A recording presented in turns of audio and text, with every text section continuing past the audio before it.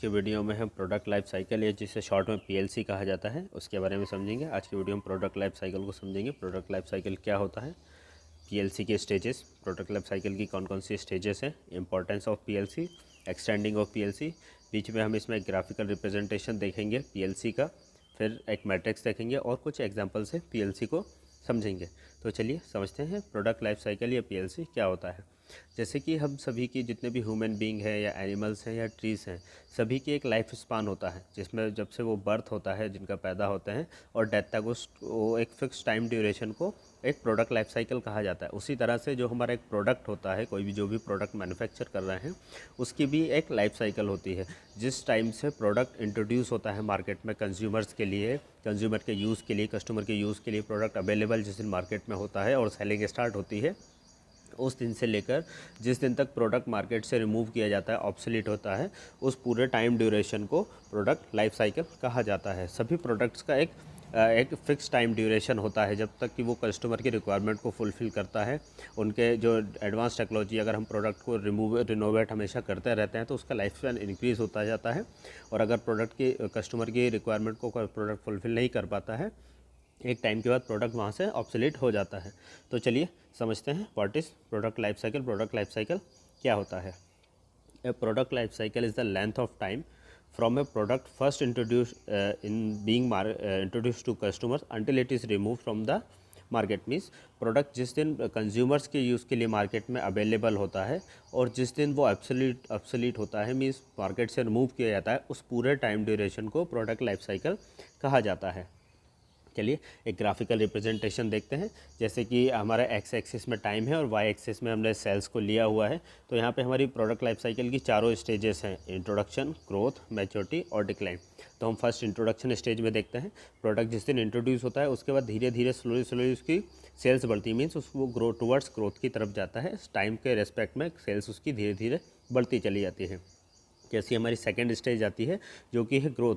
Growth में sales जो है वो उसकी टाइम के रेस्पेक्ट में सेल्स ज़्यादा इंक्रीज़ होती है। मतलब इंट्रोडक्शन के कंपैरेटिव ग्रोथ स्टेज में प्रोडक्ट ज़्यादा बिकना स्टार्ट होता है, कंज्यूमर्स प्रोडक्ट को यूज़ करने लगते हैं, उसके बारे में अवेयर होते हैं। फिर जो हमारी थर्ड स्टेज में पहुंचता है, मैच्योरिटी में पहुंचता है। मैच्योरिटी में प्रोडक्ट अपनी सेल्स के पीक पर होता है और उसके बाद वो जाके सैचुरेट होना स्टार्ट होता है। जो हमारी फोर्थ स्टेज है डिक्लाइन में, उसमें सेल्स के टाइम के रिस्पेक्ट में सेल्स जो है वो काफ़ी कम होती है और एक टाइम के बाद प्रोडक्ट को मार्केट से हटा लिया जाता है, रिमूव कर दिया जाता है। कस्टमर्स उसको पसंद नहीं करते और उसकी सेलिंग भी नहीं होती है। तो चलिए अब पीएलसी या प्रोडक्ट लाइफ साइकिल की स्टेजेस देखते हैं। जो चारों स्टेजेस हमने ग्राफिकल रिप्रेजेंटेशन में भी ली हुई थी, उनको समझते हैं।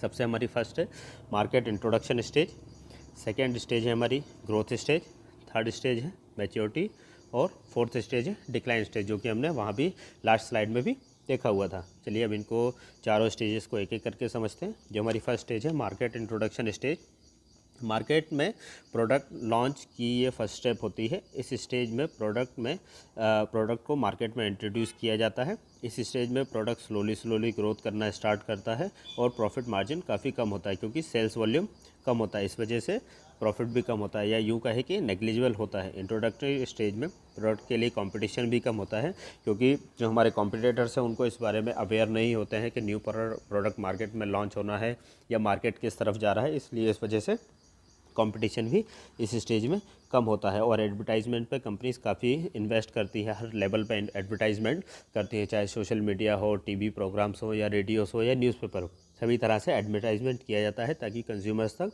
उनका प्रोडक्ट पहुंच सके। इस स्टेज में प्रोडक्ट कॉस्ट काफ़ी हाई होती है क्योंकि सेल्स वॉल्यूम कम होता है, इसलिए प्रोडक्ट की कॉस्ट भी हाई होती है। चलिए अब मार्केट इंट्रोडक्शन स्टेज के कुछ की पॉइंट्स को समझते हैं, जो कि है slow sales volume to start, मतलब सेल्स वॉल्यूम स्लो होता है स्टार्टिंग में। लिटिल और नो कंपटीशन नहीं होता। डिमांड को क्रिएट किया जाता है, कस्टमर तक प्रोडक्ट को पहुंचाया जाता है अलग अलग वेज से, या फिर होम डिलीवरी करके या कैश ऑन डिलीवरी करके भी इस प्रोडक्ट को कंज्यूमर तक पहुंचाया जाता है ताकि कंज्यूमर्स इस प्रोडक्ट को यूज़ करें, उनके बारे में अवेयर हों। इस तरह से अलग अलग वेज से कस्टमर की डिमांड को क्रिएट किया जाता है। Customers have to be prompted to try the product, customer को प्रोडक्ट ट्राई करवाया जाता है। Makes little money at this stage, क्योंकि प्रॉफिट मार्जिन कम होता है, क्योंकि सेल्स भी कम होता है, इसलिए प्रॉफिट मार्जिन इस स्टेज में कम होता है। चलिए अब हमारी नेक्स्ट स्टेज देखते हैं, जो कि है growth stage. Product life cycle की सेकंड स्टेज है ग्रोथ स्टेज। इस स्टेज में प्रोडक्ट ग्रोथ करना स्टार्ट करता है, मीन्स सेलिंग इंक्रीज होने लगती है। इस स्टेज में कंज्यूमर प्रोडक्ट को यूज़ करने लगते हैं और सेल्स में क्विक ग्रोथ भी होने लगती है।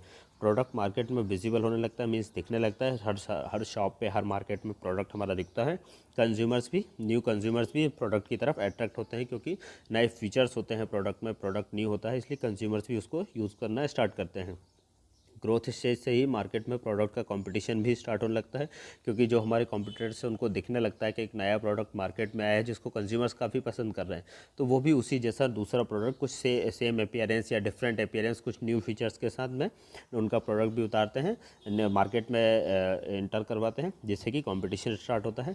चलिए अब ग्रोथ स्टेज के कुछ की पॉइंट्स देखते हैं, जो कि है sales volume increase significantly, sales का वॉल्यूम इंक्रीज होता है।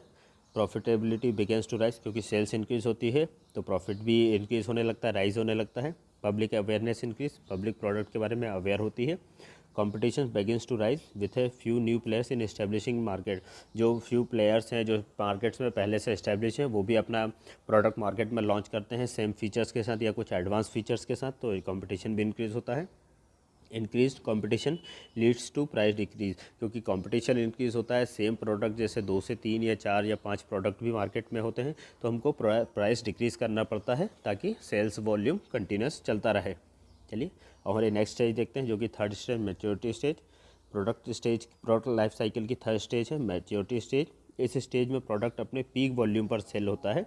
मैच्योरिटी स्टेज में प्रोडक्ट की कॉस्ट भी कम होती है, क्योंकि लार्ज वॉल्यूम में सेलिंग होती है, और इसी स्टेज में प्रोडक्ट कर्व इफेक्ट एक्सपीरियंस होना स्टार्ट होता है। चलिए मैच्योरिटी स्टेज के कुछ की पॉइंट्स देखते हैं। Sales volume peaks and market saturation is reached, sales volume जो है अपने पीक पर होता है, और उस पीक पे पहुंचने के बाद मार्केट में जो सेल्स है वो इंक्रीज़ नहीं होती है, वो सेचुरेट हो जाती है, मतलब उसी लेवल पे, उसी वॉल्यूम पे कंटिन्यूसली शो होने लगती है। Increase in competitors entering the market, competitors entering market में इंटर करने लगते हैं तो कंपटीशन इंक्रीज होता है। Price tend to drop due to proliferation of competing market, market में compete करने के लिए प्राइस को डिक्रीज़ करना पड़ता है या ड्रॉप करना होता है। इंडस्ट्रियल प्रॉफिट्स गो डाउन, क्योंकि हम प्राइस कम करते हैं इसलिए इंडस्ट्रियल प्रॉफिट्स भी कम हो जाता है हमारा। चलिए अब हमारी लास्ट स्टेज देखते हैं, जो कि है डिक्लाइन स्टेज। डिक्लाइन स्टेज को सेचुरेशन स्टेज भी कहा जाता है, क्योंकि सेल्स वॉल्यूम एक पॉइंट पे जाके सेचुरेट होता है, उससे आगे सेल्स नहीं होता है, इसलिए इसको सेचुरेशन पॉइंट भी कहा जाता है। इस स्टेज में प्रोडक्ट सेल्स और प्रॉफिट दोनों ही डिक्लाइन होना स्टार्ट हो जाता है, because of the deletion of product from the market, market में डिलेशन की वजह से प्रॉफिट और प्रोडक्ट सेलिंग काफ़ी कम होने लगती है।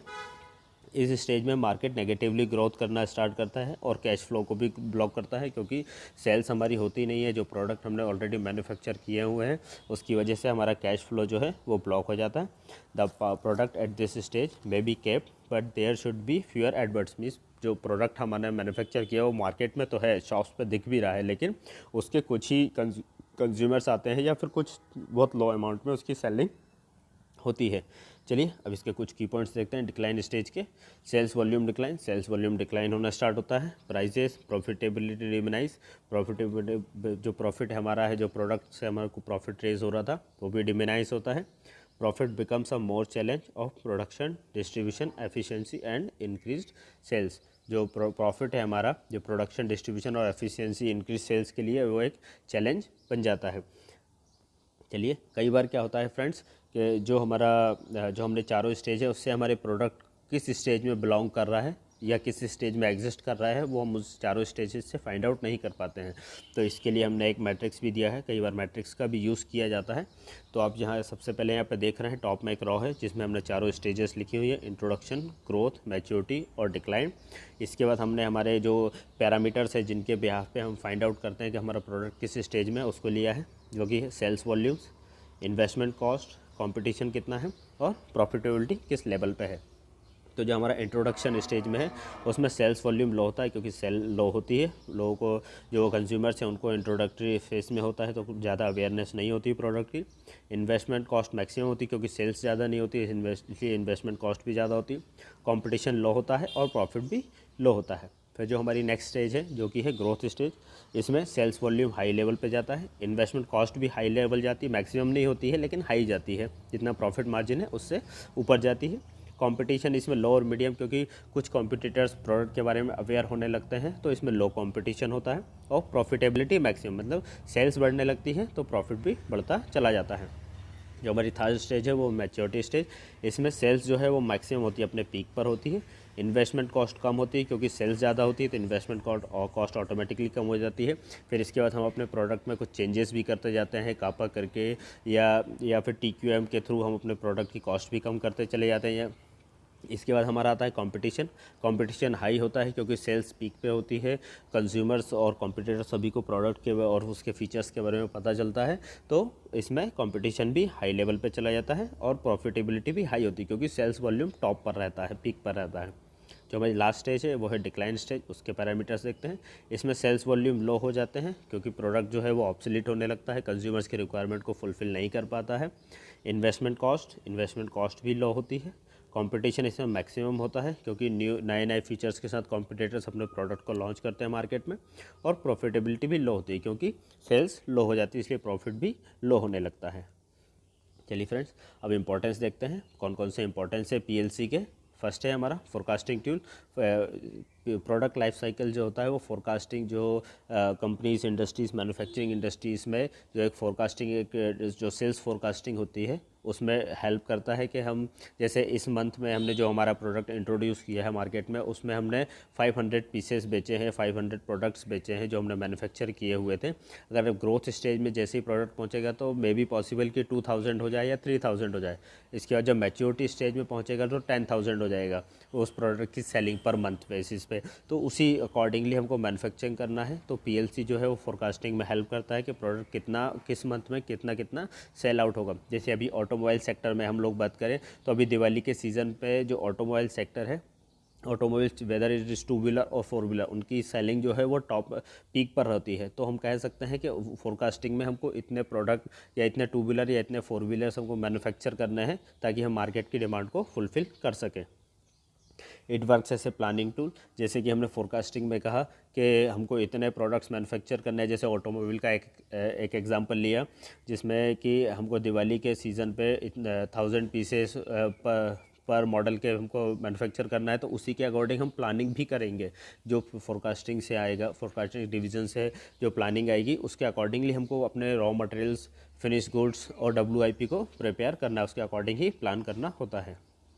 चलिए अब देखते हैं जो हमारा नेक्स्ट इंपॉर्टेंस है वो है कंट्रोल टूल।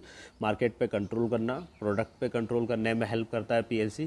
क्या मार्केट में प्रोडक्ट में कुछ प्रॉब्लम्स आ रहे हैं या कंज्यूमर्स उसको पसंद नहीं कर रहे, तो उसमें कुछ फीचर्स ऐड करना, या फिर उसमें कोई जैसे प्रॉब्लम रही तो उसके लिए कापा करना या और करेक्टली प्लानिंग करना, ये सारे कंट्रोल टूल्स में आते हैं। इसके बाद इट प्रोवाइड्स मार्केटिंग प्रोग्राम। अगर हमारा प्रोडक्ट जो है वो ग्रोथ करने में टाइम ले रहा है, या फिर एक फिक्स जो हमने जो प्लान किया था कि जैसे 6 महीने में हमारा प्रोडक्ट जो है वो मैच्योरिटी स्टेज या ग्रोथ स्टेज को क्रॉस कर लेना चाहिए, अगर वो नहीं हो रहा है तो हम मार्केटिंग कैंपेन कर सकते हैं, मार्केट में कैंपेन किया जा सकता है, एडवर्टाइजमेंट कर सकते हैं। इस तरह का मार्केटिंग प्रोग्राम क्रिएट किया जा सकता है PLC के through. It provides and estimate profit का एस्टिमेशन प्रोवाइड करता है कि अगर सेल्स वॉल्यूम इनक्रीज होगा डेफिनेटली प्रॉफिट भी इंक्रीज़ होगा। It helps in the development of new product. जो हमारा एग्जिस्टिंग प्रोडक्ट है उसमें हम कौन कौन से नए फीचर्स ऐड कर सकते हैं। जैसे आजकल हम लोग मोबाइल यूज़ करते हैं, मोबाइल्स में हम लोग देखते हैं कि डेली कोई ना कोई नया फीचर्स में नया मोबाइल लॉन्च होता ही है। तो इस तरह से हम न्यू प्रोडक्ट भी डेवलप कर सकते हैं, न्यू फीचर्स ऐड किए जा सकते हैं। चलिए अब फ्रेंड्स, अब देखते हैं कि प्रोडक्ट लाइफ साइकिल, जो हमारा प्रोडक्ट का लाइफ साइकिल है उसको कैसे एक्सटेंड किया जा सकता है। फ्रेंड्स, एक बहुत ही कॉमन एग्जांपल मैं यहाँ पे देता हूँ आपको। जो पार्ले जी बिस्किट है, हम लोग सालों से खाते हुए आ रहे हैं, उसको यूज़ करते आ रहे हैं, उसको और उसका सेल्स जो है वो कंटिन्यूटी में चालू है। वो प्रोडक्ट जितना मैं खुद का एक्सपीरियंस बताऊँगा, उसको कभी भी डिक्लाइन स्टेज में नहीं देखा। उसमें हमेशा ही और सेम रेट में वो चलता रहता है, हमेशा ही सेम ही रेट में चल रहा है। तो उसका प्रोडक्ट की लाइफ इतनी ज़्यादा एक्सटेंड है क्योंकि उसमें नए नए फीचर्स ऐड किए गए हैं, उसका प्रमोशन किया गया। तो वही प्रमोशन किस तरह से किया जाता है, किस तरह से प्रोडक्ट की लाइफ को एक्सटेंड किया जाता है, अभी हम वही देखने वाले हैं अपनी स्लाइड में। तो सबसे पहले हमारा जो प्रोडक्ट लाइफ साइकिल को एक्सटेंड करने का का वे है वो है एडवर्टाइजमेंट। ज़्यादा से ज़्यादा एडवर्टाइजमेंट किया है। जैसे आज अभी हम लोग देखते हैं मोस्टली जो एडवर्टाइजमेंट है वो सोशल मीडिया पे किया जाता है, फेसबुक पे और व्हाट्सएप पे मैसेजेस के थ्रू, फेसबुक पे नोटिफिकेशन के थ्रू कि हमारे प्रोडक्ट में, जैसे अभी कोई भी एक मोबाइल ले लीजिए, कोई भी एक नया प्रोडक्ट लॉन्च होता है तो उसका अच्छे से एडवर्टाइजमेंट किया जाता है, फ़ोन कॉल्स करके एडवर्टाइज़ किया जाता है, मैसेजेस के थ्रू। हम लोग बहुत सारे वेज है जिनके थ्रू एडवर्टाइजमेंट किया जाता है हर जनरेशन के लिए। जैसे यंगस्टर्स के लिए सोशल मीडिया हो गया, और फिर यंगस्टर से जो नेक्स्ट जनरेशन है ओल्ड सिटीजन्स के लिए न्यूज़पेपर के थ्रू किया जाता है। ऐसे बहुत सारे वेज है जिनके थ्रू हम लोग एडवर्टाइजमेंट कर सकते हैं, टीवी चैनल्स पे ऐड दिया जा सकते हैं। इसके बाद है exploring and expanding new market. इसके लिए जो हमारा न्यू मार्केट को हमको एक्सप्लोर करना है, एक्सपांड करना है, न्यू कस्टमर्स को टारगेट करना, जो भी टारगेटेड ऑडियंस है उनके अलावा भी न्यू कस्टमर्स को जनरेट करना, लीड जनरेट करना, ये भी इसके थ्रू भी हम PLC को एक्सटेंड किया जा सकता है। प्राइस रिडक्शन, कई बार क्या होता है जैसे हम शॉपिंग मॉल्स में जाते हैं तो हमको जो आउटलेट्स होते हैं वहाँ पे लिखा होता है 50% ऑफ डिस्काउंट, तो इस तरह से भी हम अपने प्रोडक्ट को की सेलिंग बढ़ा सकते हैं और प्रोडक्ट लाइफ साइकिल को बढ़ाया जा सकता है। कई कस्टमर जो होते हैं वो टैक्स पे और प्राइस रिडक्शन पे को फॉलो करते हुए जाते हैं और वहाँ से हमारे प्रोडक्ट की सेल्स भी इंक्रीज़ होती है। इसके बाद है एडिंग न्यू फीचर्स। प्रोडक्ट को हमेशा ही अपडेट करते रहना, 1 2 नए 3 या नए फीचर्स ऐड करते रहना। जैसे अभी स्मार्टफोन्स हैं उसमें कैमरे को, पिक्चर क्वालिटी को इंक्रीज़ करते रहना, या फिंगर सेंसर्स को इंक्रीज़ करते रहना, या फिर जो उसकी पिक्चर क्वालिटी है उसको इंक्रीज़ करते रहना, या फिर नए फीचर्स, सेफ्टी फीचर्स को ऐड करना, या फिर जैसे हम लोग 4 व्हीलर्स की बात करें तो कार्स में नए सेफ्टी फीचर्स को ऐड करने से भी उसकी सेल्स बढ़ती जाती है और PLC को भी इंक्रीज़ किया जाता है। इसके बाद है हमारा जो नेक्स्ट पॉइंट है वो है पैकिंग।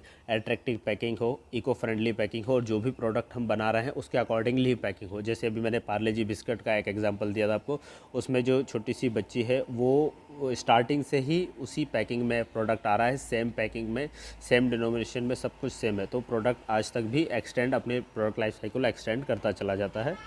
इसके बाद है हमारा जो नेक्स्ट पॉइंट है वो है चेंजिंग कस्टमर कंजम्पशन रेट। जो हमारे टारगेटेड कस्टमर है उनकी हैबिट्स को चेंज करना, जो भी वो करंट में यूज़ कर रहे हैं उनको नए प्रोडक्ट के बारे में बताना, उनकी हैबिट्स को चेंज करवाना। जैसे कोई जीन्स पहनता है, डेनिम की कोई जीन्स पहन रहा है, तो उसको जब वो आउटलेट पे जाता है तो जो हमारा शॉपकीपर है वो हमको अपनी हैबिट्स चेंज करवाए कि आप किलर की पहनिए या फिर जो दूसरे ब्रांड्स हैं उनमें से किसी भी की भी पहनिए। चलिए अब हमारा नेक्स्ट पॉइंट है जो कि है स्पेशल प्रमोशंस। स्पेशल टाइप के प्रमोशंस किए जाए अपने प्रोडक्ट को इंक्रीज़ करने के लिए, सेल्स इंक्रीज़ करने के लिए। और हमारा लास्ट पॉइंट है हाइटनिंग इंटरेस्ट। हाइटनिंग इंटरेस्ट मतलब जैसे कि जो कोई भी, जैसे अभी हम लोग डाबर आंवला का ऐड देखते हैं जिसमें कि वो अपना प्रॉफिट का कुछ परसेंट अपने NGOs को डोनेट करता है, तो इस तरह के भी प्रमोशंस किए जा सकते हैं। या फिर इको फ्रेंडली है या फिर कुछ NGOs को डोनेट किया जाता है, एनिमल फीडिंग्स के लिए किया जाता है। जैसे एडिडास जो है वो प्लास्टिक बॉटल से शूज़ मैन्युफैक्चर कर रहा है, तो इस तरह के भी ऐड करके हम प्रोडक्ट लाइफ साइकिल को, अपने प्रोडक्ट की लाइफ साइकिल को इंक्रीज़ कर सकते हैं। चलिए फ्रेंड्स, इसी के साथ आज के वीडियो को ख़त्म करते हैं। मुझे उम्मीद है PLC के बारे में आपने काफ़ी कुछ जाना होगा, समझा होगा। फ्रेंड्स, वीडियो पे चैनल पे जाके काफ़ी सारे वीडियोस हमने बनाए हुए हैं, आप जाके देखिएगा। फैब्रिकेशन, प्रोडक्शन और क्वालिटी पे आप जाके सभी को वॉच कीजिएगा। Thank you friends, thanks for watching.